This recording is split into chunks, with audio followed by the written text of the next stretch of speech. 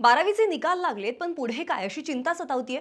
तर डोंट वरी, कारण देशभरात एक स्वतंत्र अशी ओळख असणारं भारती विद्यापीठ आता आपल्या Bharati Vidyapeeth deem to be university college of engineering Pune धनकवडीचे बीटेक इंजिनिअरिंग या कोर्सची ऍडमिशन प्रोसेस सुरू करत आहे. आता तुम्ही म्हणाल इतकी कॉलेजेस असताना इथेच का बरं ऍडमिशन घ्यायचं, तर ऐका. इथे शिकल्यानंतर विद्यार्थ्यांच्या नोकरीचं टेन्शन कायमचं मिटतं, कारण या कॉलेजमधल्या एकूण 11 ब्रँचेसच्या 120हून अधिक कंपनींमध्ये 85%च्या वरती विद्यार्थ्यांना प्लेसमेंट मिळालेली आहे.